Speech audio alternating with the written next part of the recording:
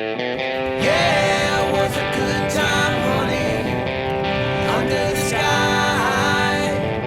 Yeah, it was a good time, honey, just you and I. Feeling alright. Hey, welcome to All Wheels Podcast, episode 3. This is Evan, and I'm joined with Max and Brady. So say hi, guys. Hi, guys. How you guys doing? Thanks for coming back. Yeah, we're if you're here on episode 3 and you listen to the others, then we're stoked to have you back. And if not, then hopefully you found us and you'll find this interesting. Go check out the other episodes. But yeah, it's a new show, so I'm sure we'll be improving with every one. So hopefully you can stick with it and see us Getting the jitters out. Jitters out one by one. But hopefully it's some interesting stuff. We're talking about cars and bikes and whatever else is interesting. So I think it'll appeal to a lot of people. So hopefully you find something you like here. But let's talk about real quick what our topic for tonight is going to be. We're going to talk about buying your first car or truck and anything we can come up with that would help you do that. But before we get to that, let's talk about what's in the shop and see what everybody's been up to lately. Who wants to go first? Well, I don't have anything new from last time other than sadly, not sadly, it was a good thing, but I sold my 1971 BMW. Oh yeah. No way. You were talking about that you had. Some guy came out from Nebraska, really psyched about it, which always feels good when somebody comes. Rad. And he was his first Beamer. He's got a 66 Triumph, and he wanted something nice. he felt was going to be 56? a bit more reliable. 66. 66. Okay. Yeah. I think he said it was a TR6. Oh yeah, that's the It's the high pipe, actually, I think. That's the like competition bike, right? The single carb, I think, the race bike. It's a 650. I think so. No, maybe not. I don't know. My boss actually has one. I've worked on it. I should know this, but his was the 59 or 58. And it's kind of like a desert sled kind of setup. Yeah, that's sweet. That's a pre-unit bike, I think, the separate transmission. Yeah. Mm-hmm. Yeah, so this guy trailered out and drove it around the block and was stoked and took it home. He's already texted me a couple times, just that's totally rad. psyched. Oh, Yeah. So he rode it around a bit and like it was one of those nice, lucky, warm days here in Colorado, and he took it up and down the block. And nice. My cat is driving me crazy right now. That's rad. I'm glad that guy picked it up. That's cool. He must have been serious if he drove out that far. So yeah, it was a good. He probably listened to our last podcast on buying his motorcycle. Oh yeah, that must have been. He checked. He made sure it had good tires and all the things. Yeah, those are the only calls that I like to get, at least from. Preferably just never hear from the person again ever. Totally. Yeah, that's comforting. But if there is a call, it's because they're stoked. That's it. Yeah, definitely. It's always tough when you sell old. I purposefully. Oh, did I lose you guys? No, you're still there. What happened over there? The cat just get out of here. Get a hold of your XLR. She's trying to. Sounds like it. She's attacking my feet. I like try to. What do you say? You undersell and under promise, over deliver. Over deliver. Yeah. He got there. He was like, "Man, this is way nicer than you were saying." And blah blah blah. That's rad. So, where did he find it? Was that on one of the Facebook groups? I guess so. Yeah, he must have been on the. Because I saw that on the Airheads group or whatever. Yeah. So anyway, that's kind of my shakedown. I still have my 1150 GS for sale. If anybody wants to buy a sweet 2001, that's a good bike. And otherwise, I'm hoping to go pick up a 73 BMW here in a few months. But that one in the barn or whatever. Yeah, not a whole bunch of work going on in my shop. Yeah, right now. That's cool. I'm glad you got rid of that thing. Thanks, man. That's awesome. Do you want me to, or you got some? No, go for it. Well, my shop, as last episode, at least familiarized, there's a lot going on. But most of last week, I'd say, I think on Tuesday I started working on it. It's a 63 Lincoln Continental convertible. Dude. Sick. Double black with red interior. It's hell yeah. Suicide doors, awesome. right? Oh, of course. It's Wow, one man. of the assassins. Yeah. Awesome car. It's just been sitting for a long time. My boss, he's had it for a long time. I'm going to say like close to 15 years. Does the top work? Longer than that, actually. Okay, that's what I'm getting at. Because that's a fucking nightmare, man. Well, the whole car is like vacuum everything. Yeah, the entire top is like electrical relays and like and fucking vacuum. There's 20. If I counted right, there's 23 relays that operate the top, erect, and I just wanted to say erect. I forgot. Yeah, I know, I was about to say, you could have picked any word for that. So top up, raise up, top up, and top down. There's like 23 servo or relays that to really get that top hard. You got it erect and flaccid. Exactly. That was an interesting choice of word. Oh, it's just because that's what they use in the manual. Like the breakdown of there's like 4 pages of just like wiring, also like diagrams of just the top. And they always use erect, and so that's awesome. It was a different time in the 60s. You should highlight every time that's no. I've got my highlighters are all drained now, all 5 different colors of them. Well, if it's been erect that long, I bet it is drained. So I think there's like 23 relays to that control the top up and top down. So it hasn't worked in a while. It did work at one point, so I was already ahead of the game. There, because it would take me much longer to start from scratch, let's say. Does the manual actually give you a troubleshooting procedure or something like what? No, not necessarily. You kind of have to, as you get one step farther, you have to locate where, okay, this is the next one. And they're all operated by, what do you call them? I guess switches that, a little tab that clicks a switch. Yeah, they're like limit and then switches. So limit switches. Thank you. Yeah, and then it transfers power to the next relay. Dude, it's insane. Crazy. So I found one of them that was intermittent, so it's just on its way out. I'm probably just gonna bust it apart and just clean it out, and I mean they're pretty robust at least, but. Can you replace them with some like modern part, or do you have pretty much the relays? Yes. So like Bosch style relays is what I've almost thought I had to do. Surprisingly, all the relays do work. Yeah. It's just the sequence is off, and so that's kind of what I'm going through right now. So I've been able to do a full cycle of top down. Deck lid closed, because that's operated also hydraulically and through relays. So rad. And then so everything clicks down, and then say putting the top back up, it's at a sync.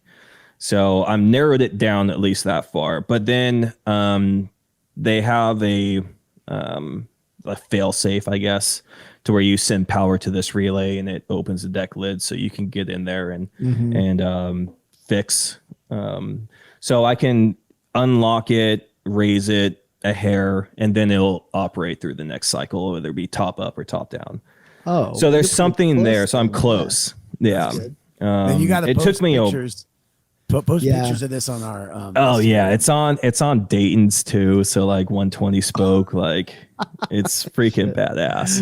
That's cool. It's lowered a little bit, but it's like either a spring cut or like heated up. Yeah. So what was the cars are what so was bad. the Entourage car? yeah, that was a Lincoln. 63, Or something like that. 62 or something. Yeah. Well, when I was in high school, we had a 61 Continental. It was a hardtop, but we bought, my neighbor had one that was about 90% restored, and the reverse went out in the transmission, and the guy was just done with it. He sold it to my dad for $3,000 or something. And the car was like I mean, it was almost in perfect shape. So we had the trans redone, and my brother and I drove it through high school, and it was so fucking rad. Yeah, So awesome. They're awesome. I mean, you honestly, the shit we did in that car. Oh my god, dude! Jesus Christ, the back seat of those things are fucking like a cruise ship. Yeah, they're awesome. I mean, you can't help but feel like a freaking G or like a gangster in one of those things. Yeah, shit. But yeah, so it's been fun. I'm earning Lincoln Continental tops now, so or convertibles, which dude, you could if you figure out how those systems work and how to troubleshoot that.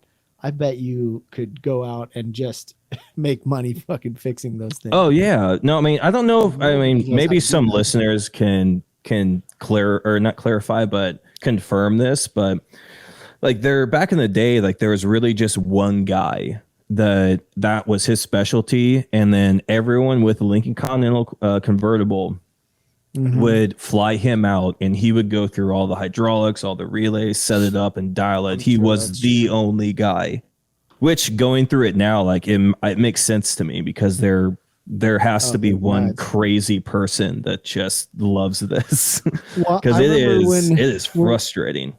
When we had ours, there was not this impossible. Dude in LA or Orange County or something. His name was Curtis. I remember that, but I don't recall his last name. And he was the Lincoln Continental guy in Southern California. And if you had one of those, like he was the only dude that knew the vacuum systems. Ours, the door locks didn't work and the HVAC controls, the vent controls and shit didn't work. We took it to him and he replaced like 8 miles of vacuum tubing. Oh yeah, no, it's insane. And got it all. Everything worked perfectly, but he was the only dude that would work on them. He just like knew every square inch of that car. Well, it makes sense. I mean, they're pushing 6 digits now. Like they're starting to really blow up. But God, my dad sold that one for $7,000, and that car in probably 2004 or something. And if we still had that now, that car would probably be worth, I don't even know, $50,000 or something. Yeah. Well, one just recently sold that was in decently rough but running condition for $80,000. Holy shit. Yeah. A convertible? Convertible. Wow. Was something special about it, or was it just a... No, I mean, it was one of the 3,500 convertibles in 63 at least. That's big money. Which is a 63 that my boss has. But 64, they changed a lot. They kind of separate those. Yeah. But 1, 2, and 3 were all pretty similar, I think, with different grills and stuff, but just about the same body. Those are rad cars. God, I love them. They're cool. I mean, it runs. I mean, it's got the 430 Ford in it, which is honestly like one of the most like bulletproof big blocks that Ford came out with during that time. And I don't know what trans actually. It's I don't remember. Yeah, I don't either. It was a 3-speed automatic, I think, but I don't know what it was. That thing could lay some smoky burnouts, though. I gotta say, you could.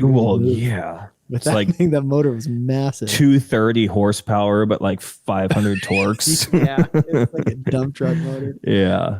So that's what I've been dealing with. I was doing some research this weekend, just to try to, I don't know, get ahead of the game a little bit when I jump back into work tomorrow on Monday. That's rad. But I'm getting close. And you were working on it. Yeah. Cool. And just prior to that was a 392 Hemi. So nice. I think that's what it was. Oh no, I was working on the Suburban I built. Yeah. Anyways, you said that last time. That's sweet, man. That's cool. Yeah. So that's what's in my shop. Well, I've been working on my shop and tore my whole garage apart, and I've got like a deep 2-car garage. It's like 18 by 32 feet, and ever since I moved in, I was like, oh, I'm going to redo this. I'm going to paint it and insulate it and drywall it and put it in floor. And of course I never did. So I finally have been doing that. And are you going to epoxy the floor? No, I tried. Nobody will do it because the slab is all cracked and lifted and shit. Oh, yeah. They did not compact it or anything, I think, when it was poured. And it's been like that since I bought it. I mean, it's nothing new, but it's a mess. So today I finished the paint. It's all like kind of a gray with a bright red bottom 3 feet of the walls all red. And then black and white flooring, tiles, this like race deck stuff. Nice. And then I had to fix as much of the slab as I could so I could put the tile over it. So I've been pouring like leveling compound stuff, trying to patch the cracks like and get liquid nail stuff, or like it's a mess. It's some sort of concrete. I don't know anything about it. You just buy it at Home Depot and mix it up, and it Quickcrete or something like that.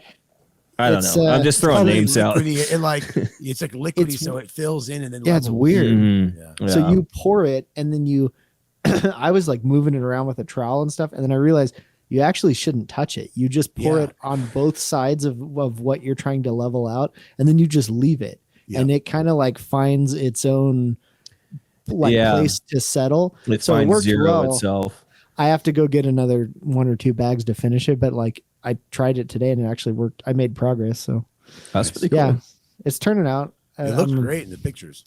Yeah, I'm pretty stoked. It's going to be awesome. It's just supposed to snow again, so I'm like trying to finish.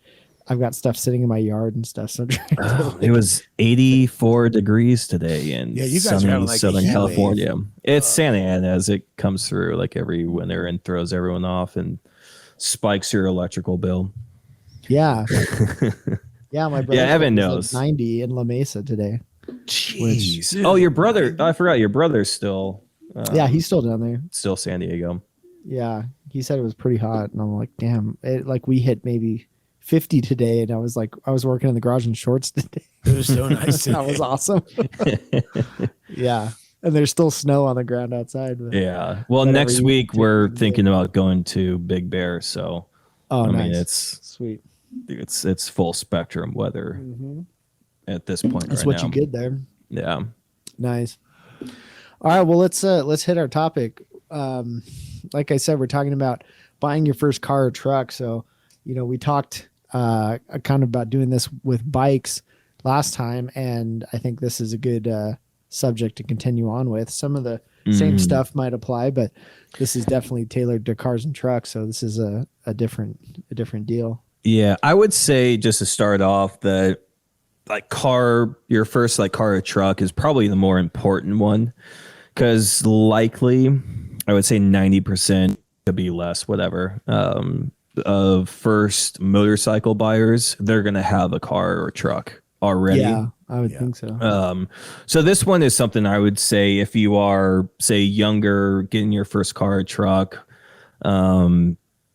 or you just moved from New York and are buying your first car or truck in another state, or just outside of New York in the more rural area. As Why an are you older so focused person. on New York? Well, because that's the only one I know of that people just don't have cars in New York. Oh. Okay. That makes more sense. I'm Like why? New York City, I should say. I'm just thinking the state of New York, and I'm like, why are you? Yeah, well, they need some help. They need some help. New York City. That makes more sense. Got it. But anyways, so this one could be thing- definitely more important than for your first motorcycle. Yeah, I agree. And the one thing I think that matters too, that I never thought about, it doesn't have to be your first car or truck ever. Think about where you're going. I moved to Colorado from San Diego, right? That's a really good point. Buying a new car or something here is totally different, stuff I would factor in than buying it in San Diego. Yeah. And I learned a lot with that. I didn't think, because your uses of it are definitely a lot different. Well, do you have to drive in snow and ice and shit? That changes a little bit. You can have a pickup truck here, but a 2-wheel drive, I literally wouldn't be able to get a 2-wheel drive pickup truck up my street in the winter sometimes. Yeah, So that's it's 4-wheel drive is brutal. Required for a pickup truck here. Yeah. In I'm a San Diego, I never thought spoiled about San it Diego ever. boy here. I can't even fathom that. It's you weird, you might as well live in Alaska, which Max, I'm sure you're. Max did. I was about to say I've never had a winter away ever. I've always had to deal with this nonsense. Yeah, Oh man. it was weird. It was definitely weird. Well, I moved out here with that Jeep that I had. I had that blue Wrangler, and so even that was fine when we got out here. But it was definitely a learning curve, moving to driving on snow, and so for sure. So how do you want to start this? Should we narrow it down to first bullet point, at least on the notes we got here. Well, I think we led into it well. Figure out where where, if you're going somewhere, where and what needs are there, or if you already know where you're at, like, what do you need to do? Car, truck, SUV, whatever. I've always thought too, though, is that there's way too many interesting cars out there to ever drive something boring. So no matter what you decide you want to do or need to do or whatever, you can always find something interesting. There's no need to go buy a minivan just because you need something practical or whatever. Yeah. Unless Although you need a those minivan, I'm just although those old Chrysler minivans that like what is it? They came out with like it's actually Motor Trend. What is it? Hot Rod Garage just picked one up. It's like that holy grail of minivan. It's that 5-speed manual, turbocharged. Yeah. I think it was a 4-cylinder. Well, and you could get like an all-wheel drive Astro. 90s, I think. Mm-hmm. Which was a bunch of cool I have looked into that. Those are out of my budget these days. If you can find them. Yeah. Yeah. But I drive. Okay, yeah, I take that back. I would drive a 5-speed turbocharged, like old Chrysler TNC. Just I mean, they're dogs. I mean, just because it's turbocharged does not mean it's fast. It doesn't matter if it has a turbo like logo on the side of it. I'm driving it. I don't care how fast. If it makes some choo choo. If it makes some choo choo, I'm interested. Yeah, you make some noises like it'll do the job. But a manual minivan, that's the seller for me. Yeah, it's rad. It's different, Mm-hmm. But shit, I drive a Fiero too. If I can get my hands on one of those, so I'm not picky. Yeah, I would never drive. I guess minivans can be cool. My point was, there's no point driving something that is lame, but whatever your definition of lame is, because there's always all sorts of interesting stuff out there. I always hate when people settle for something they don't really want because they think they're being practical, and it's like, dude. A lot of times too, you're find something that Okay. No, that's a good point. Max, I'm sorry, I didn't mean to cut you off. No, that's all right. I was going at this at a completely different, honestly, the opposite spectrum of it, where like just it doesn't matter if you like it or not. Just get something that is reliable, something that fits your needs, what you're going to be using it for, and then the next one. That's what you want. And if you have something that's like kind of you like, then you'll get stuck with it for too long before you actually really get what you want. And that leads into I agree with you. You are absolutely right. However, personally, I would not follow your advice. I would do something stupid. But I don't disagree with that. I think But that's what I did. I mean, honestly, that is exactly what I did. I would go buy the stupid car and then shoehorn it into doing what I needed it to do. And all the while justifying like, oh, well, you'll keep it longer because you think it's more interesting. I feel I'm an idiot. So. I feel like around here anyway, like the ultimate first car, which it seems like it's almost everybody's first car is a Subaru wagon.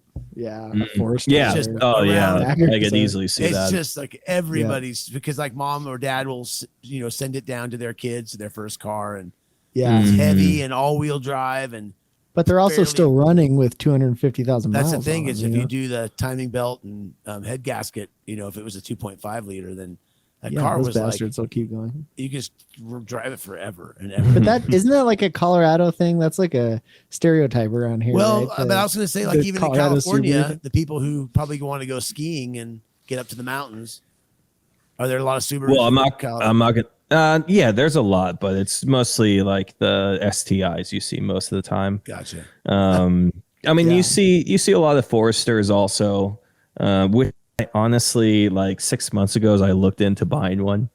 Oh no! And I've never really been like a Subaru guy. Oh no! But I always thought you were so cool. I know. Next podcast. I did. It was a little. It was just a mental experiment I did, and I wrote that off. But what's the one? What's the one that Dan has, Evan? That's the one that's like. It's a turbo. Isn't his a legacy wagon? It's the Forester. Odyssey or it's a Forester, what the hell do you but call it's turbo. It's like a 04 or Oh, I know he's got a so I was looking turbo, at that. I was looking at that generation, whatever. I that's don't the know one the that years, everybody but likes. The boxy they're more one. box. Yeah, exactly. And I That was was an open like, car. all right, I'm gonna get some like Forester STI, like import Sweet. parts in and Oh, okay. Now we're freaking talking. That's slam cool. it down, do a manual swap because there's very few like just at least manual Foresters that the state's All right, got. you're redeeming yourself here. Like I kind of am taking back. Well, that was the only initial reason reaction. I would get one, but then I found out how rare the manuals are, and then and then it just would have been like it's okay. Now I'm gonna spend another $5,000 for like all these swaps because you have to do the whole drivetrain to do a manual swap, and it's like okay, I'm spending $10,000 on the car that I just was interested in. It's never going to be worth more than $5,000. Yeah, exactly. That adds up real fast. But well, okay, I like this though. I feel like these are some good points from different point of view. I like this. You could buy something practical, or you can buy something that's not practical and try and make it practical. There's all sorts of ways to figure out. You know what's funny is that maybe this is generational, or maybe my parents just didn't love me as much as I love my children. But when I was a kid and I got my first car, like I was dead set on a Jeep. I wanted a Jeep so bad. Yeah, I got a 1974 CJ5. This is in Anchorage, Alaska.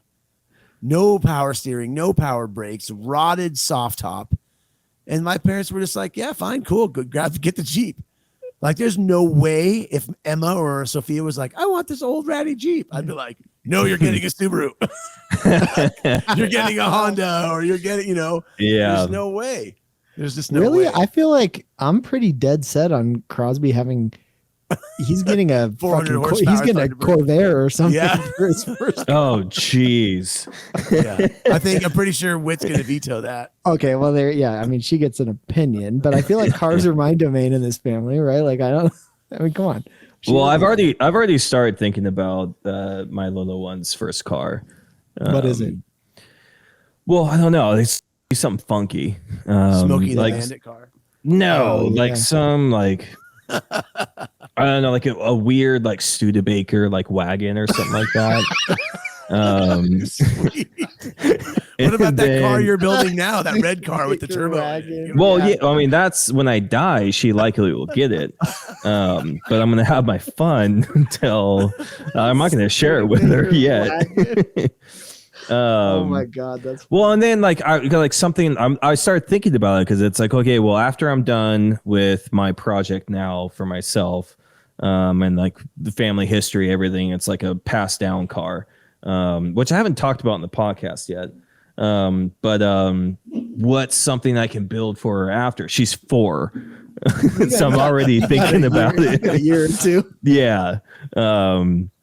And it's gonna be like full build, like modern drivetrain, reinforced, like something that's reliable. I wouldn't stick her with an electric motor. There'll be no more gas by then. No. Dude, screw that. Like That's not. What about like a thing. Valiant or something, like a 60s Valiant? Is super rad because they're honestly weird looking. Well, I just love cars. Wagons. And then you put a turbo slant 6 in it. And then we're talking now. I mean, slant 6s are reliable as all hell, but I don't know about throwing the turbo at the slant 6 and I've been keeping that reliability. No, they're fine. Those things are bulletproof. There's this dude on. Don't worry about it. You say that until you slap a turbo on it. I mean, I've never done it, but whatever. You're blowing the oil out of the freaking crank bearings because there's so much crank pressure in it. They don't even need oil to run. It's a slant 6. Those things he's doing forklifts and shit. You're right. You are right. Run and run and run. I've been following this dude on a forum building a turbo slant 6 in a Valiant or something similar, some 60s Chrysler thing, and it is super badass. And I keep seeing this and I'm just like, damn, I want to do that someday. It looks super I'm with you with the slant 6. I mean, for a while I was looking for a Dodge Dart to build a gasser out of. Nice. Hell yeah. And just while I was collecting parts, like I was looking for a slant 6 because usually you can get them for a little cheaper and that thing's bulletproof and reliable and fun too. But have you driven one? They're not as slow as No, none at all. I mean, So I haven't driven a dart with a slant six, quick. but I've driven a truck with a slant six. Yeah. Was it They're not bad. D100? I think it was. Well, and there's all sorts of rad bolt-ons for it. Offenhauser makes intakes. And, exactly. It separates the all sorts of shit. intake and exhaust manifolds, and and you can get dual carb setups, and like there's so many rad parts for those things. Yeah. Like, you can and you can make the same power of the V8 of its time, no problem. Yeah, easily with bolt-ons. Yeah. Okay, wait. Hey, I feel like we're getting off topic. We definitely are. now that we're diving. All right. Yeah. Well, I think in the process we did cover a lot of points that we were kind of jumping into. Well, plus we are talking about your daughter's first car, so that's kind of cool. Yeah, exactly. We did factor in what is the weather in your area, which was part of the notes. So that is a factor. But I like, this is probably important, and we didn't discuss this yet, is maintenance costs, because maybe some of our suggestions are not realistic if we're buying obscure 5-speed turbo minivans that might not use some off the shelf. And honestly, I don't know too much about those, but they're probably bulletproof. It's probably like the one vehicle Chrysler made that actually works.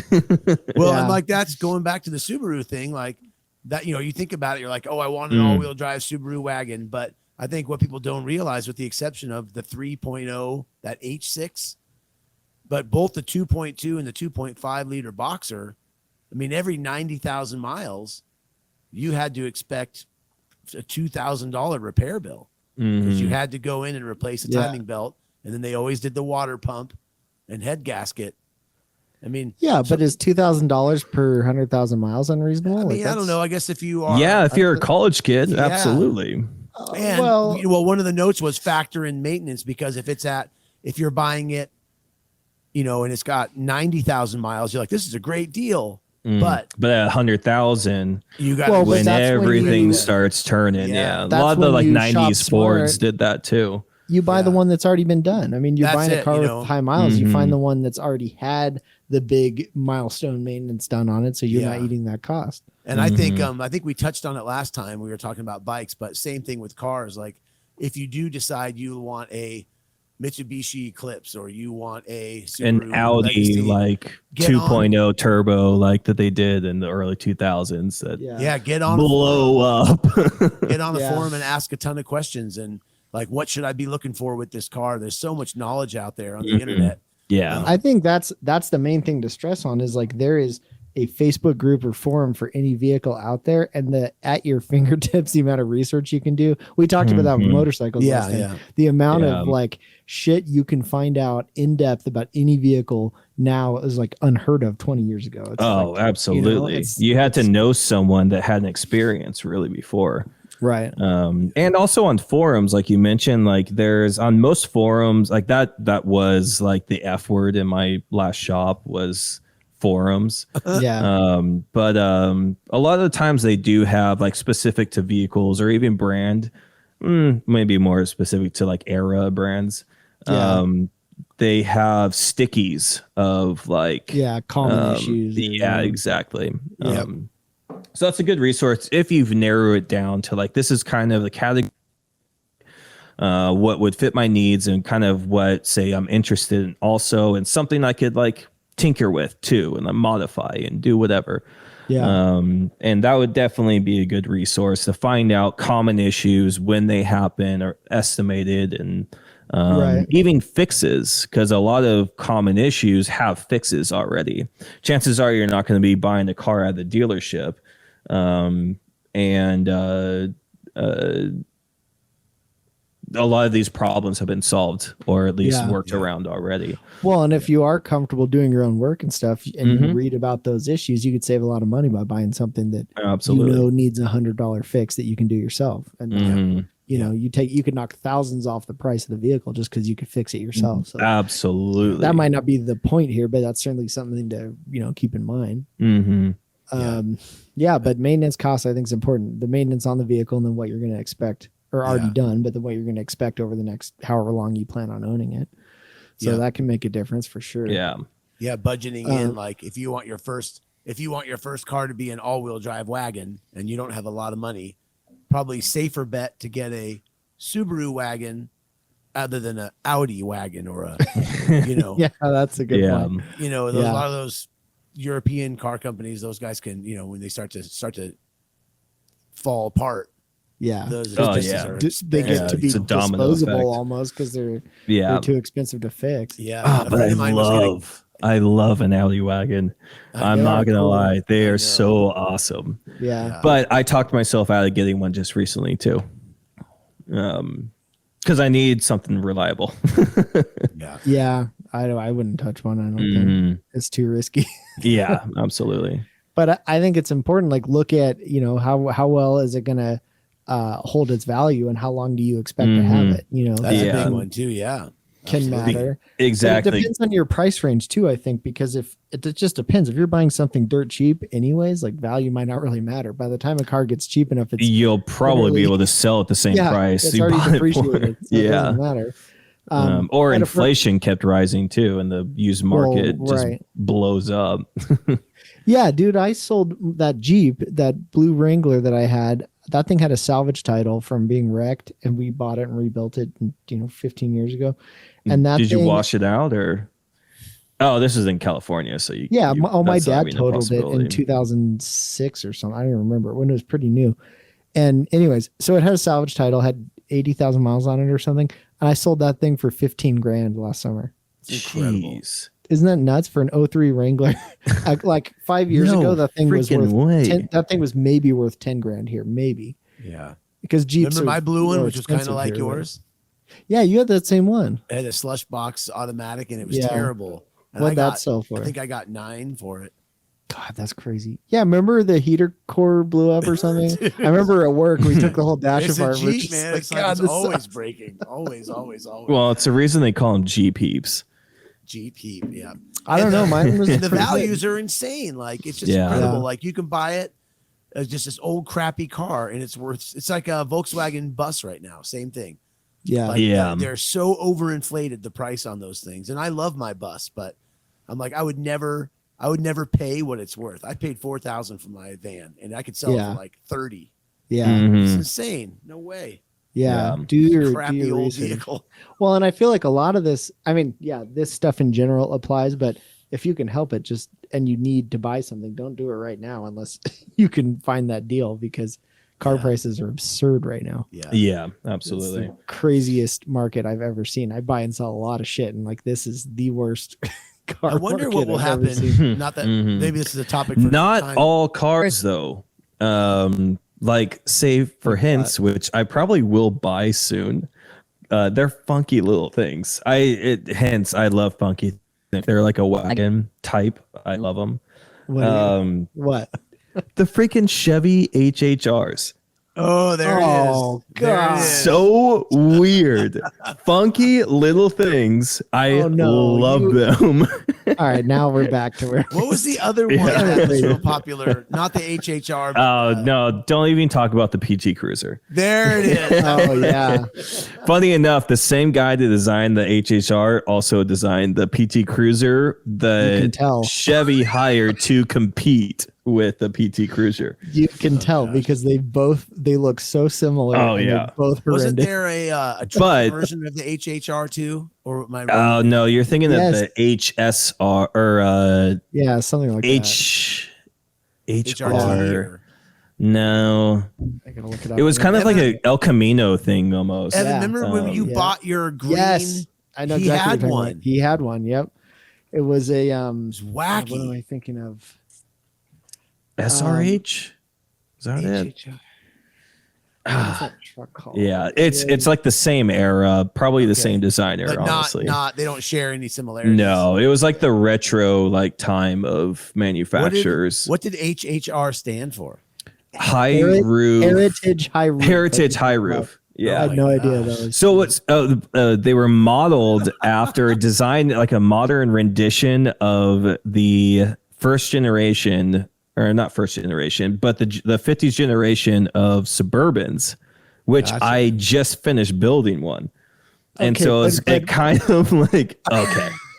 this is all coming together. Oh, look at that thing! I had to Okay, look it but- up because I forgot. Dude, Oh my I could gosh. I could pile up a piece of shit and say it's modeled after the Eiffel Tower. That doesn't. Oh make no, it I agree. fucking I worth the completely agree. Wow, look at that thing. When was this made? The HHR? Was that, 07?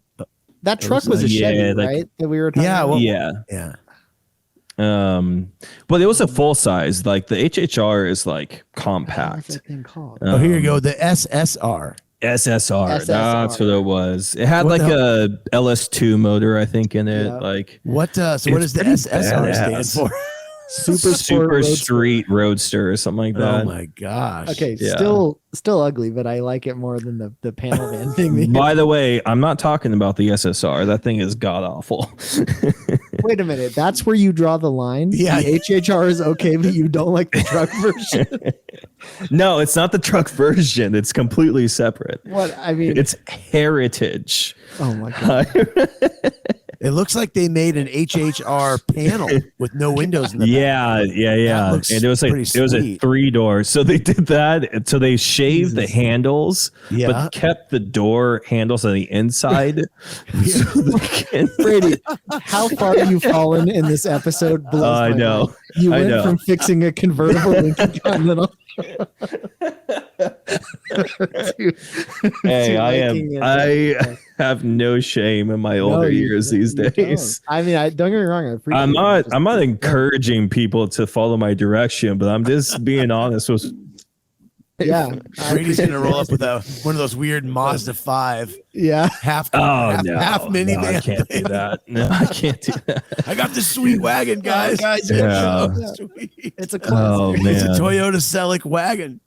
parenthood has changed my direction I in can life. tell. I can tell you that can for tell. certain. Dude, when my daughters were little, I had the Dodge, not the Town and Country. What was the Dodge version of the Caravan. Caravan. we had a Yeah. fully loaded. I mean, I had like talked myself into this. I was like, this thing is sweet. It's all leather, all wheel drive, super loaded.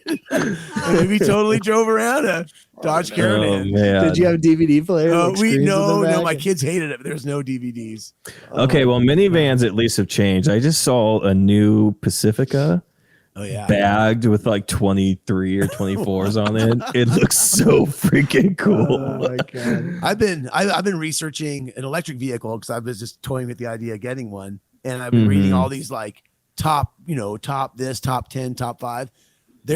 Apparently there's an electric Town and Country that continues to be at number 1 or number 2 in all of these, ecarworld.com, whatever, all these research forum groups, and they're just falling all over themselves over this Town and Country. It gets like 300 or 400 miles of range, and you get all the same doodads of a minivan, only it's just fully electric. Well, that's Yeah, I still haven't. practical. All right. Safe and practical. It's yellow with Well, thanks for taking some of the pressure off him, Max, because you went EV. dude. I went and drove around a Kia EV the other day. Holy shit. Okay, I'm buying a Corvette, guys, because I can't deal with this shit anymore. All right. Well, I think that's when we start getting into EV. I think we should start moving on to the next bullet point. All right, let's We'll have an episode on EV, like we have Absolutely. because there's some cool tech in there. I will give you that. let's recenter the discussion here. Okay, so you found a car, you figured out what you needed. You figured out, was the maintenance done, or what are you comfortable doing, or whatever. You had your budget, you found the car. All right, so let's talk about like what you're actually going to look at if you're looking at a vehicle, right? Yeah. So And there's actually a bullet point in there that I'm psyched that you put it in there, because it's always been like a hot topic for me, as everybody I feel like gives up on their vehicle. And one of the bullet points was mileage. Yeah. Now, of course, mileage affects the value of your vehicle.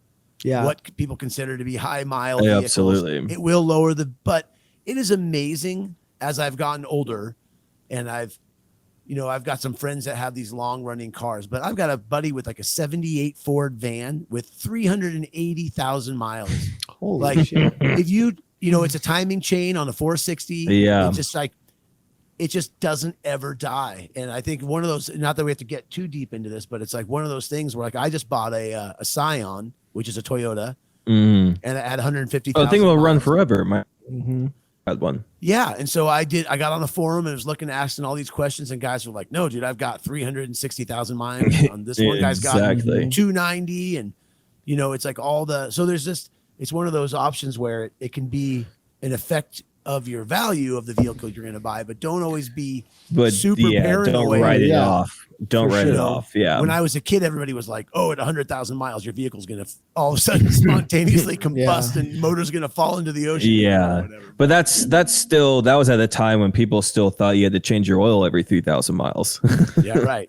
Yeah, but that was also like not totally untrue for a lot of cars in the 100%. True. Yeah, Yeah. that's why like that comes into 80s, like- research. Like So, when does mileage become an Right. issue for that certain vehicle, Why- even down to that engine option that's Right. in it?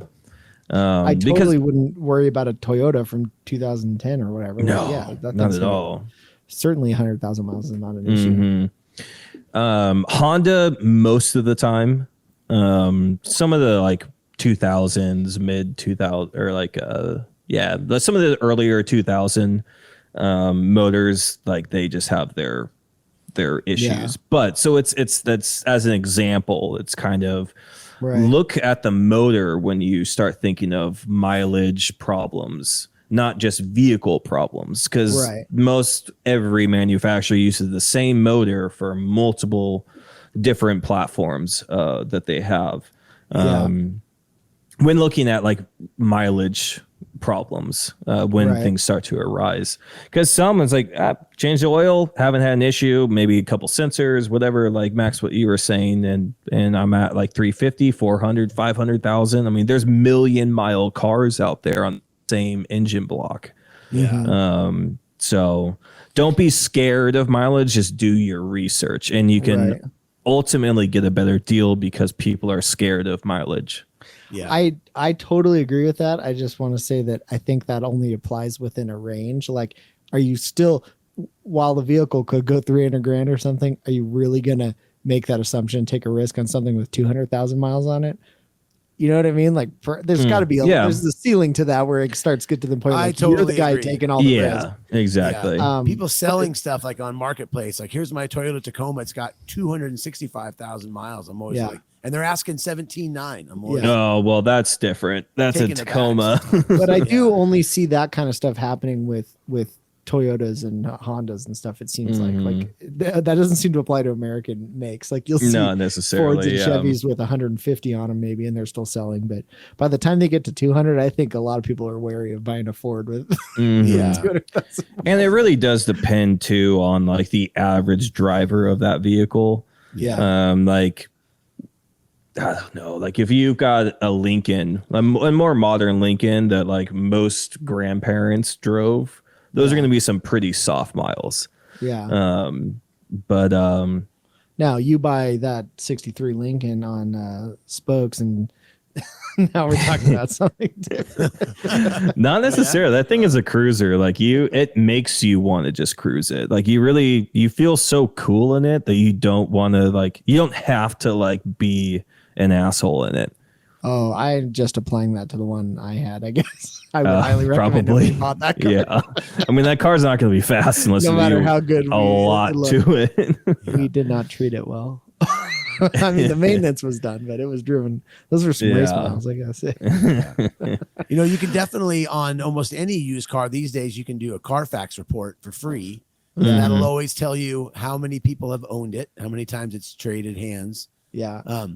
And like it'll usually show you major maintenance intervals. It'll show you, Yeah. oh, they did a 30,000 mile service. It's the Well, it will if they 60,000. were done at a dealership that reported to them. Which Yeah, True. exactly. Yeah. just totally depends, and repair shop, but it just depends because Yeah. they're hit or miss. But for the cost, like, if you're Even gonna if you spend- pay for it, I think it's like $40 or something Dude, like that. To I do bought a it. three pack of Carfax. Carfaxes for $40 or something. Maybe $50. that's what it was. Yeah. It's totally worth it if you're spending thousands and thousands of dollars. Well, and the thing is too, if you're in a state where it's possible to wash a pink slip or a title, washing means What do you mean, say it was totaled at one point and that fix the damage, take it to another state or even that same state, and then transfer it and then cleans the title.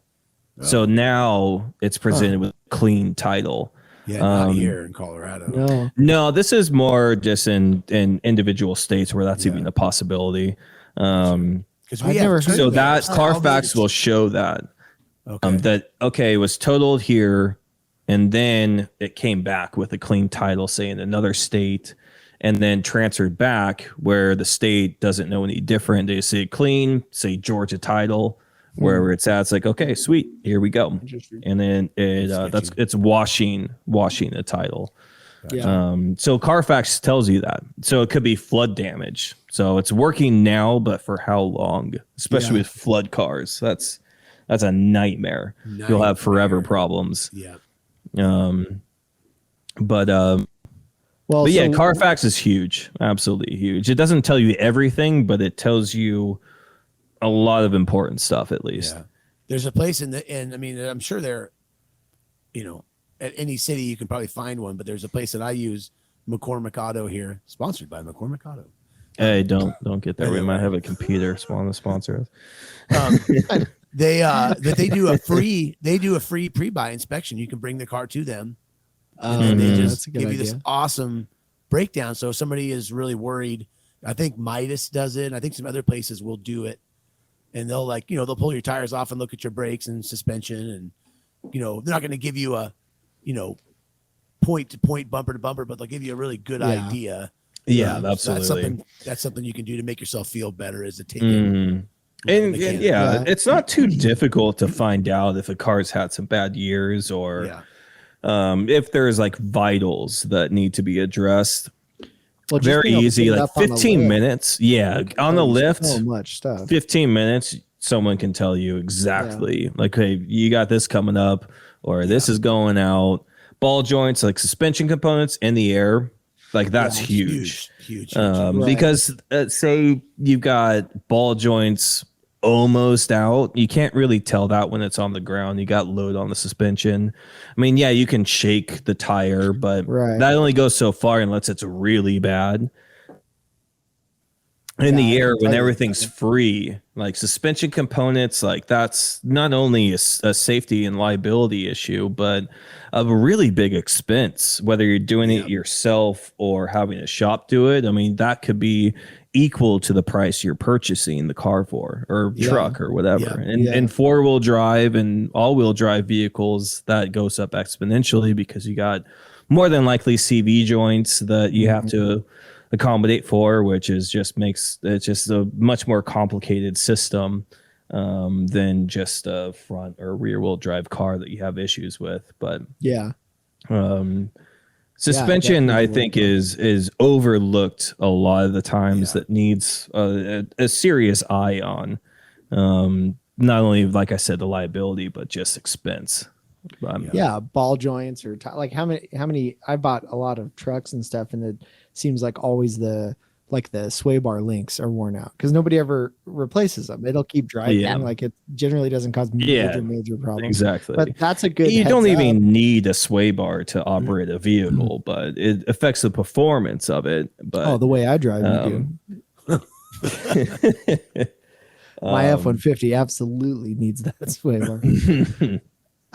No, I don't think I'm not saying it's like critical, but it's a good indicator. So like what I'm saying is if something you can quickly and easily check under the vehicle, and if all the rubber on that's rotten and falling apart, well, there's a decent chance like the ball joints have never been greased. Never been touched either. Like it's just it's a quick check that could be a good indicator. Like other stuff. That's a really good point.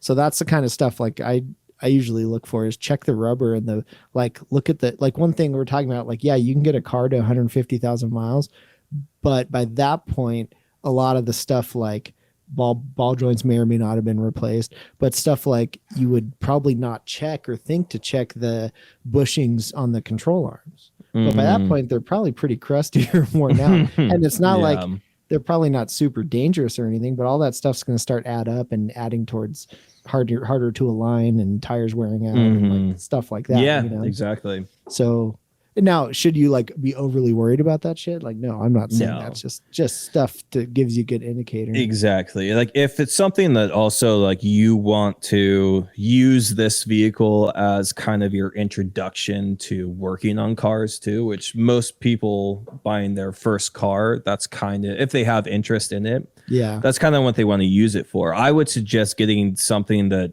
everything works off the bat, so you have Yeah. a baseline. Yeah. And then as things go out, it's recognizable, and then you can start diagnosing. And in future podcasts, like we'll be able to help you diagnose and fix those things too. Yeah. Love it. But Well, and I think a huge thing is like trust your gut on like looking at something. Like you don't have to be a car expert or anything, but if you start looking something over, like I bought it and gotten ripped off on enough vehicles. Like if you have a weird feeling about something, it's probably for a good reason. Exactly. That somebody's blowing smoke up your ass about it. Everyone has a sketchy radar. Some are just more tuned in, but I mentioned this talking about motorcycles last time. Don't get because I'm very guilty of doing this. Don't get yourself like too excited and oversold on something and then buy it, even though there's all these red flags. Exactly. And I don't take my own advice, by the way. So that's like, I only know that from experience because I absolutely don't follow that. Max is well aware of how I talk myself into buying shit. So don't do what I do. Just do what I say. or at least be welcome to the consequences of your decisions. Yeah. Totally. Well, that's true. I'm always fine with the consequences, even when they're when we get into like say your first project cars, that's where we can really have much fun. Different. Yeah. Sure. And project bikes too, because all of these things are like almost lifted, where it's at a point where it's like the worse it is, probably the better. Better project. But we can get into that or in some future podcast soon. But well, let's talk about like engine mechanicals, because I know like, and one thing we'll kind of link it in, but a note from the previous thing was check for leaks under the vehicle, and we can kind of apply that to engine as well. Like that's what would lead you into it, I think, is definitely start checking underneath, looking for oil leaks or transmission leaks or whatever. And a leak is not the end of the world, but you're going to see how bad it is or where it's coming from. How bad, exactly. Yeah. If it's coming from a rear main versus a valve cover. Yes. Correct. Yeah. Yeah. Right. Well, I like your first point in the notes here. Is it warm? Like, I feel like people overlook that a lot. That's pretty important. Exactly. And I'll say that's even more important in a place like here with cold winters and stuff, because you go look absolutely. at I didn't even think winter, about that. And you want to know how that thing is going to start when it's 6 degrees outside, which isn't every day, but it happens. And you want to know that car or whatever starts regularly in the weather you're likely to have. So, it's not only are they trying to, just make it start easier or something, like you want to know what happens in real conditions. So actually the guy that bought my old 75.5, he said that very thing. He's like, could you not start it? Don't start it until I get there. I was like, well, I wouldn't have anyway, but I totally get you, Did he like check the exhaust pipes? He grabbed it, he put his hands on it. I was like, you can go ahead and touch it. Like it has not been started. That is something for sure. Like if you open the hood and it's obviously been warmed up and you're like, oh, this car runs so good. And then you get it home and shut it off next morning and you get valves ticking and well, perfect example. We were just over at a buddy's house for Super Bowl party, and he has a brand new Pan America. Oh gosh. And it has like 600 miles on it or something. And this isn't the same thing, but it was just funny. And it wasn't starting because it had a side stand switch error or something. That was not the side stand switch. And it was just funny. Okay, but anyways, that bike certainly worked when he bought it. I just thought it was funny. Maybe Kersley bought it when the motor was hot, Yeah, I think I had it running well. That's why. It's funny. Okay, not the same thing. But so anyways, fluid check. I mean, that should be an obvious thing. Not necessarily obvious. I shouldn't say that, but it's not something that's important. And really, I mean, is like not just to the point of levels, Condition of the fluid. Exactly. I think brake fluid is huge because nobody ever checks nobody does. Yeah. So looking at what color it is tells you a lot if somebody ever serviced it. Yeah, people don't realize that brake fluid is clear. Exactly. They're like, if anything, it has a brown. slight yellow tint when it's when it's accumulated. But when you look at it and it's just brown, and it'll still work, and like you never check it. But that tells you a lot that like, okay, this hasn't been serviced in years. That's a good indicator. Brake fluid does break down after so many heat cycles. Sure. And it still works, but not as well as it should. Yeah. But it gives you an idea of just how well it's been maintained. Yeah. Especially in just even popping the master cylinder cap or lid or whatever style it is. But and fluid exchange like that, I would not consider that like a beginner. Like a beginner could change spark plugs or change a cabin filter or, change your windshield wipers or light bulbs out or whatever. But when you're getting into brake fluid swap or draining and flushing a transmission or any kind of coolant flushing, like they charge big money for that stuff. Yeah. Brakes in general are always very pricey for what you could do for yourself, but the liability is there. Yeah. And so that's where that cost comes from too. Yeah. I think that's like a totally overlooked indicator is brake fluid. It's really easy, especially obviously if the motor's cold, checking the coolant, like seeing what color that looks like. And keep in mind some vehicles have different color coolant though. Like, GM had that Dex orange shit, the orange stuff. But just because it's not green doesn't mean it's bad. Just know what the vehicle needs. And all that can be good negotiators when you're buying. If it's a $6,000 vehicle and you're starting to look and add it up, like, okay, I need to flush the brakes. I need to do the coolant. I need new tires. You can often use that when you're bargaining and say, well, listen, it's going to be $1,400 worth of work. Definitely, what's the word I'm looking for? When you fight for what you want or advocate for yourself, advocate for the price that you want. You can roll that stuff in if you're the guy's willing or the gal's willing to negotiate. For sure. Yeah, absolutely. Fluids are your big indicator of stuff. But like, look at the other, wiring in the engine bay, check spark plug wires, look for cracks in the boots, check the belt, anything rubber or wearable, like you can usually visually inspect pretty easily. So, and especially in like colder conditions too, for you guys, like that rubber, like as it goes through more extreme temperature cycles, definitely increases the lifespan of rubber. And at least in sunny Southern California, it's not, I don't know, they could probably last longer, but it doesn't mean that it's something you don't want to check, because that's something that could strand you down the line. Or even service cost, like some serpentine belts, you have to remove a bunch of stuff just to get to. And so if you're not doing yourself, it's a very heavy labor intensive job that could cost you. It's a $10 belt. No, $10, sorry, like more like $30 belt, but could be a $600 labor cost just getting into it. So a lot of labor is up to like $140 these days. It can be nuts. Crazy. Well, I remember I keep going back to this because I brought that Jeep from its whole life in Southern California to Colorado and never had a problem. And within one winter and summer cycle, I had multiple vacuum lines split in the engine bay. And then I think if I kept it in California, it probably would have lasted another, 20 years. And I brought it out here and the hoses just started cracking. And I thought that was interesting. Like all it took was it getting really cold a couple times and then heating up a lot. And it was something that was weak already, but it got pushed past that. That limit. It probably added 10 years to when you'd have an issue. Probably with pretty. I also had this. Weather here. This was weird. Within the first winter I had that here, never had a cooling problem with the thing ever in California. Brought it here, and in the winter, it stopped heating up. Like it would just never warm up.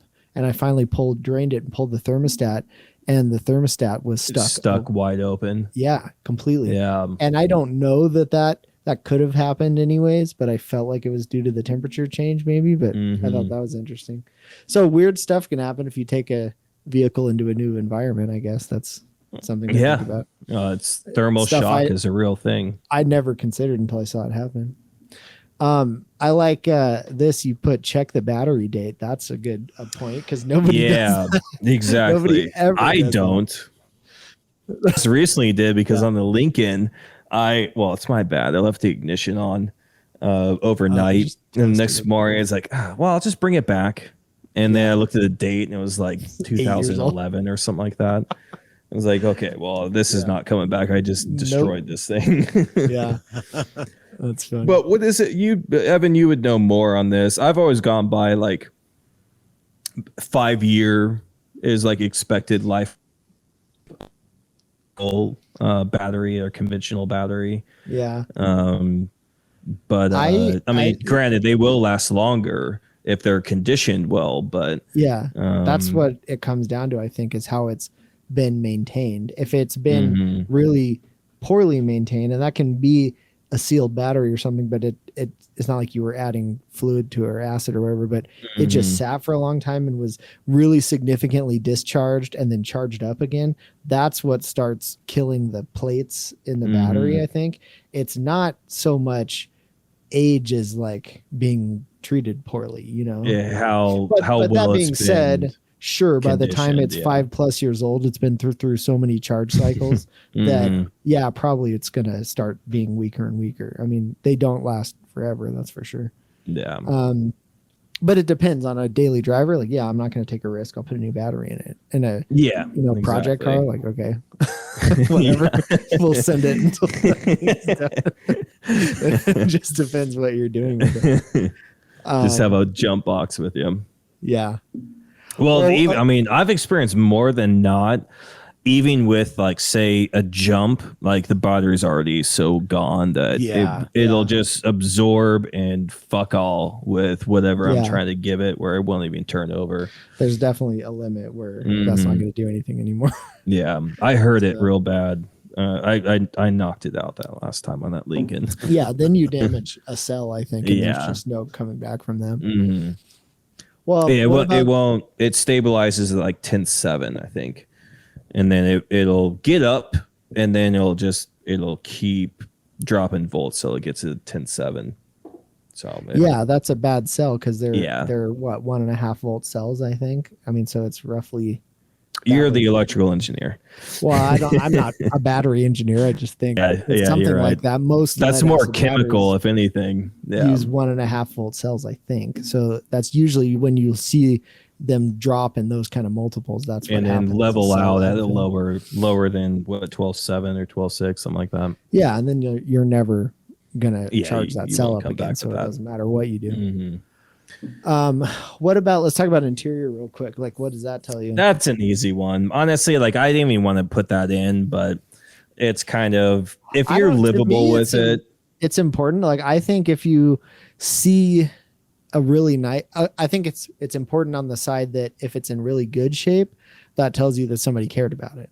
Now, if it's in bad shape, that doesn't mean the car was horribly mistreated or anything, but doesn't give you the reassurance that somebody probably really cared about the vehicle. So to me, that's kind of important. Exactly.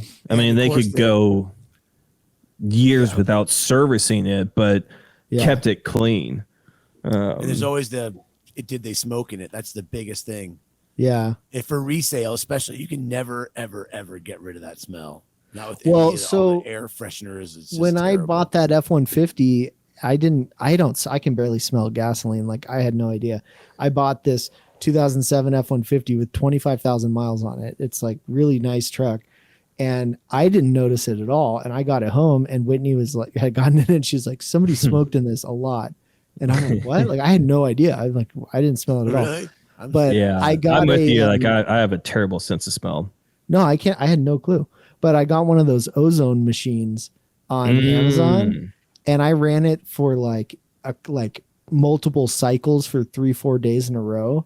And it took it all away. Like Oh, you couldn't even awesome. tell anymore. That's Those things rad. are insane. They really, really Wow. work. Oh, that's cool. So I didn't care. I couldn't smell it anyways, but Yeah.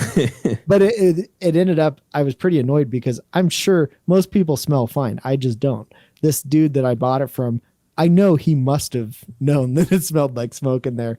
And of course I didn't ask because I didn't smell it, but Yeah. he didn't even mention it to me, you know? And I'm kind of like, okay, that tells me a little bit about this He guy I probably bought just it from. assumed you were a smoker or like, and it could have just been like cigar smoke too. Cause there's a lot of Yeah. people that smoke cigars, but won't smoke cigarettes or anything. I have no idea. It seems to be gone now. I don't really care. Well, there you go. Get an ozone. Use Yeah, it it to does work. negotiate, but use ozone. What were they called again? Sorry. Yeah, the ozone generator or something. That being said, don't buy a vehicle that was smoked in if you can help it. 'Cause Yeah, it's certainly not worth exactly. the hassle. And people treat that like a salvage title. I mean, it's crazy. Like you hear that and nobody wants to buy the vehicle at all. It's like they act like the car was, destroyed. Yeah, I mean, So smokers get treated from an ex-smoker. Smokers get treated like the bane of existence. So Yeah. that's understandable. well, I think like I loved smoking. I smoked quite a bit. I never in my life would have smoked in a car with the windows rolled up.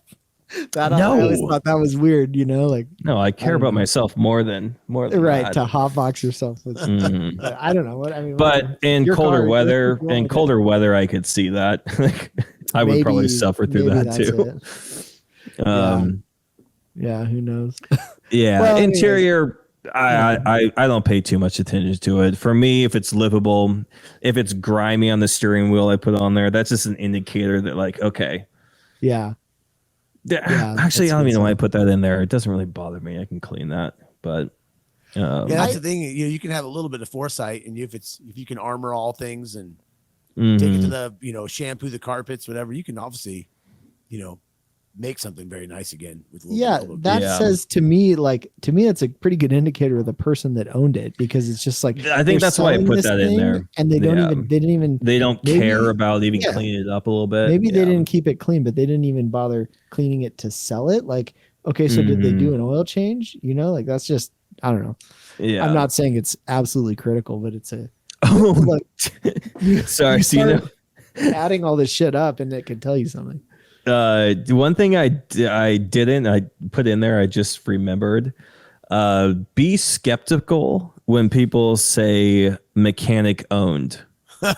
Yeah. Most people would think like, oh, that's his job. That's what he does. The Right. cobbler's kids have no new shoes. Yeah. It's when a mechanic comes home, he is going to do, if something's wrong with his vehicle or her vehicle, they're going to do the bare minimum. They're going to band-aid it because they got to go home or go to work the next morning Fix something and else. fix something else. You're going to be burnt. I got a wicked exhaust leak in my car right now That's a that good I've had for a month. I know exactly what's wrong with it. Yeah. I can't. Yeah. I just don't want to. Well, I think what it means is like typically if it was mechanic owned, it's probably not gonna burn to the ground on you Exactly. because they probably kept it running maybe fairly well. Yeah, exactly. But that does not mean any of the stuff was done correctly or like Yeah. little things were done. if there's a post that was said and you're checking it out, ask You avoid the it. person. Ask the person, okay, what have you not fixed yet that you would? Yeah. And they'll be Well, I honest think- with you. Most of the time, I would say they would be honest with you, and they'll even write it out. They'll walk it through you. They'll take a phone call to walk you through it that would take Right. longer to fix it Then the actual than the repair. actual repair. Yeah. Well, and also like, what kind of mechanic were they? Because I've seen people post that and I forget that happened to me one time where I called somebody about something and they said You're like mechanic. heater and air mechanic. No, I was this one. Other dude was like- technicians. he was like an airplane mechanic or something. Mm. And it's not like that doesn't apply, I guess, but it Yeah. doesn't mean just because you can fix one thing doesn't mean the fucking Looking at your Suburban, Yeah. why is this thing so crappy? Oh, Why sorry, is this HHR rusting to the ground? Yeah. I'm a tank mechanic in the army. God. Sorry. I Yeah. install air conditioning units in homes. Yeah. I'm a nitro RC mechanic. Yeah. Sorry, man. It didn't have a fucking 12. So yeah, just because they're a mechanic, don't assume that everything has even made it like before or at the maintenance intervals. Yeah, that's a good point. It's when you know too much, you know when to take advantage of that knowledge. I love the other side of it when it says mechanic special. Yeah, exactly. Just right, this car's about to die. Yeah, or is dead. It usually is what I usually translate that to, or transmission problems. Transmission's out. Yeah. Because I mean, I don't even like to working on transmissions. Yeah, I don't. I mean, even the cost of parts for the most time and labor, you can buy a new one that's already been built. Yeah, you can usually transfer triggers in as a core and just get it done. Absolutely. Yeah, not worth it. All right, so what about a test drive? There's just a couple other things we could talk about here. So this is important, I think, for me. In the notes, like first thing, like is there the check engine light, or CLL is what it's also called, or the MIL it's also called, malfunction indicator lamp. I think it's more like UK, I think, but it's super easy to check with a reader, and the you can get Bluetooth. You can get a Bluetooth code scanner that'll talk to your phone for $20 or something on Amazon. I've got a couple of them, and they're surprisingly cheap and good. So $20. Yeah, no, like you said, no reason not to check that. Yeah, and it's a free app you download that talks to it. Yeah. I do like the plugin, self-contained at least. OBD2. Like yeah, OBD2. So that's 96, I think. 96 and earlier was the standardized diagnostic. I don't know what OBD means, but it's diagnostics. Yeah, there you go. What is rad is Android. There's an Android app called Torque that works with all the common Bluetooth OBD scanners.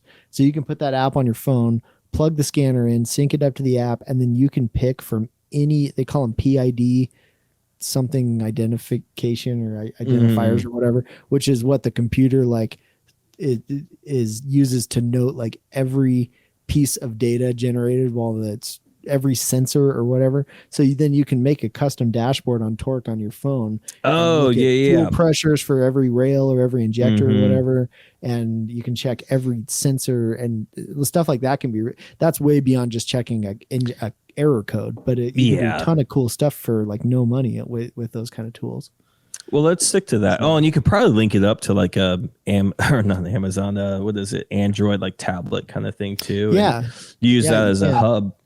Well, in my truck, I've got an Android head unit, and I run Torque on it and have a display with all the gauges I want to see, and I just leave the OBD scanner plugged in and show whatever I want on the display. It's like super cool, and it costs like nothing. So that's pretty sweet. It's probably run off like Arduino or something like that.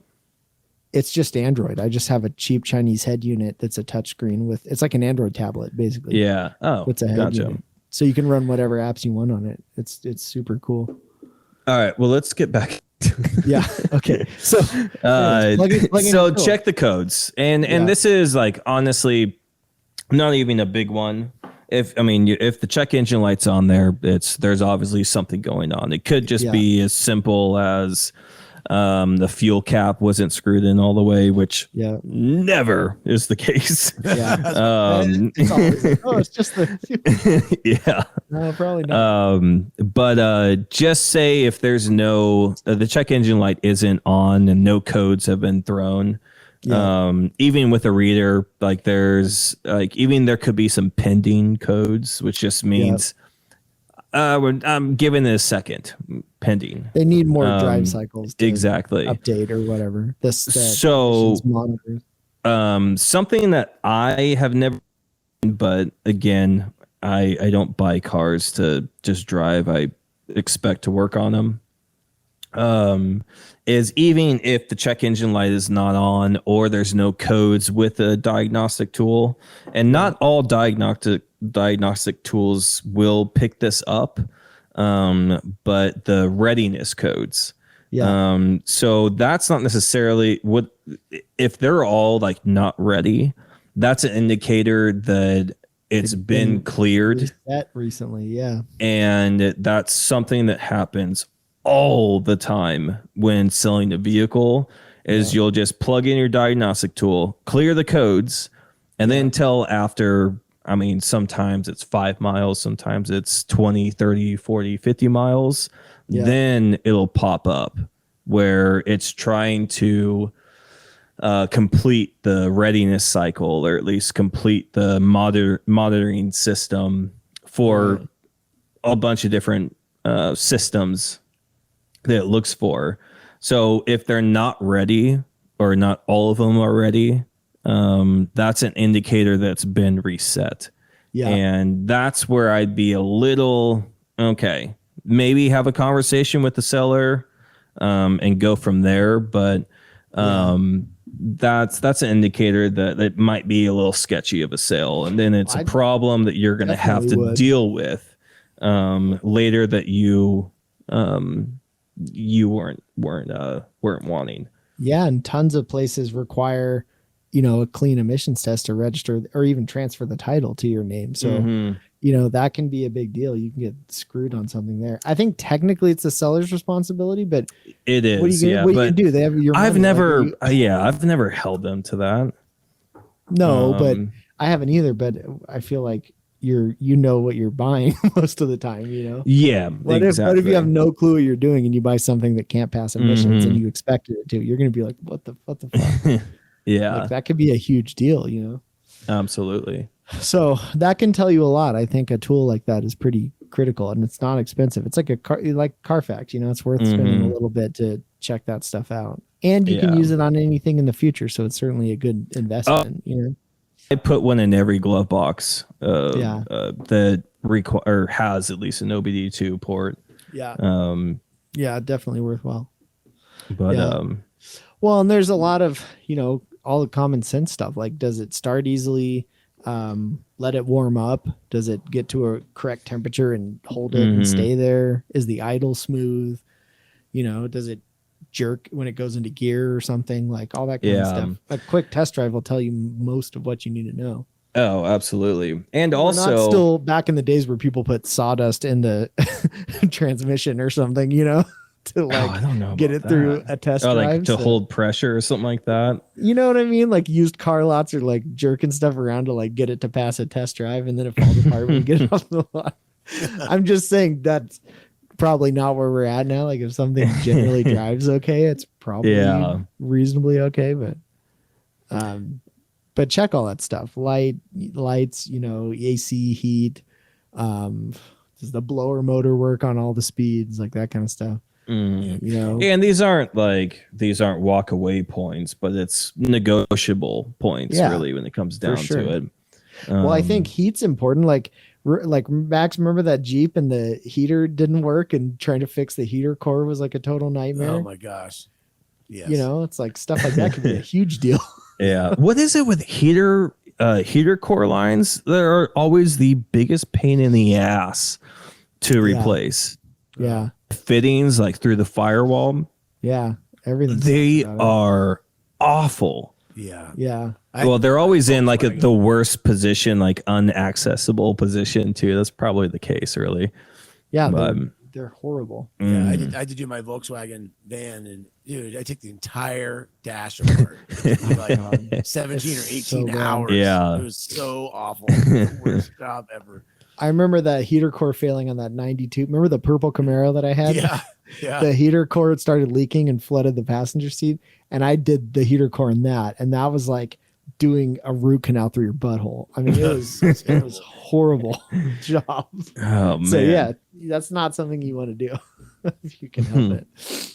But yeah, I guess test drive and like pay attention to all the shit. Does it drive like you expect? Brakes work? Weird noises, grinding, shaking. 4x4 is a good point. If it's all-wheel drive or 4x4, can you verify that it's engaging, or all four wheels have power? And that's important. Yeah, that kind of stuff is not cheap to fix. Well, I the reason I put 4x4 in there, if it does engage, being in Southern California, and Evan, you would know this, you never engage four-wheel drive. You rarely. All the four-wheel drive vehicles or trucks here, like maybe if they lived here for their life, say it's 20 years old, probably been engaged 3 times. Yeah.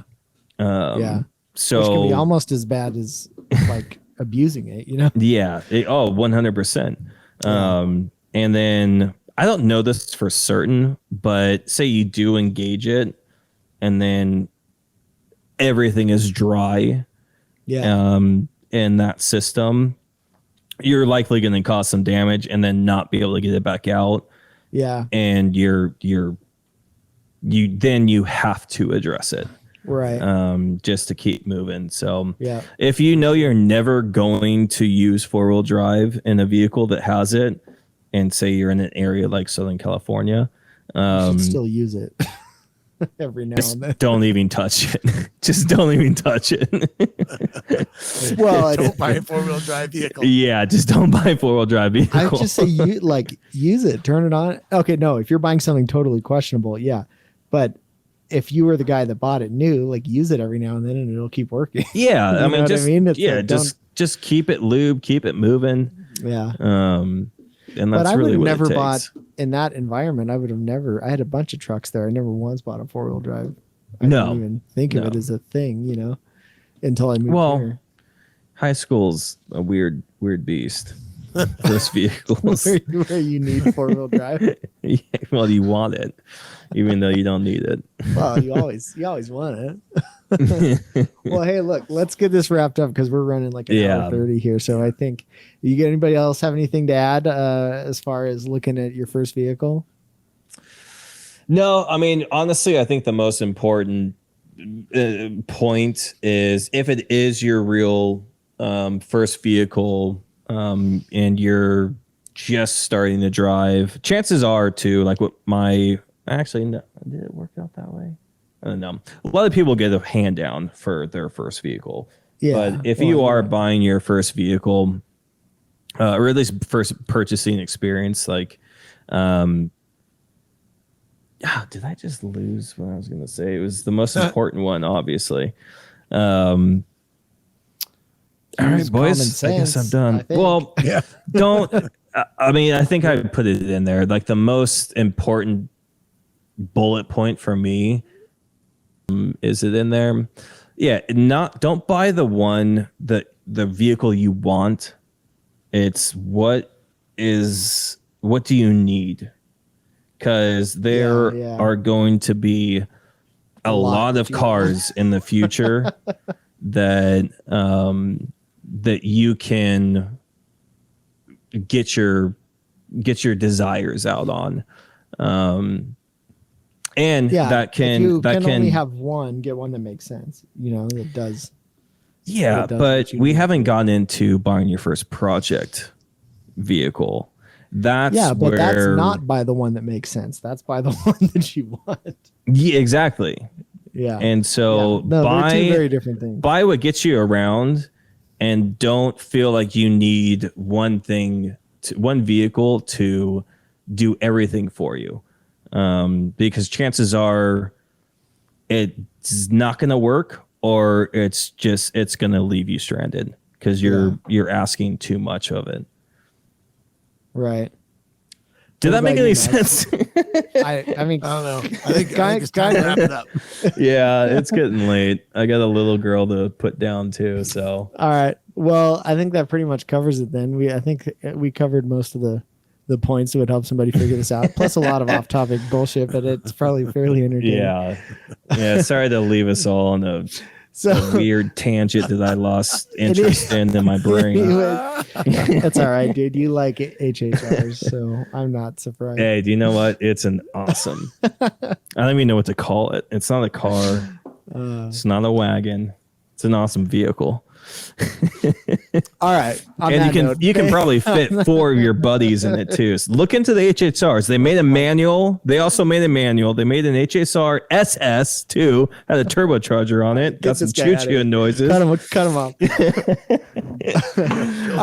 And it's got the Atlas motor that is freaking bulletproof, man. Come on, look into the HHR. All right, I will. I'll do some research. Just don't buy mine because I still want to. Don't worry.